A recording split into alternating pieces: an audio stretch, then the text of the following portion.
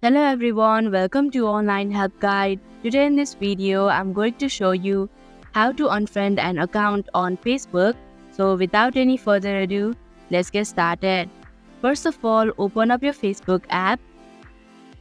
After you come across this home page, click on the profile icon in the top section of your screen. Now scroll down your screen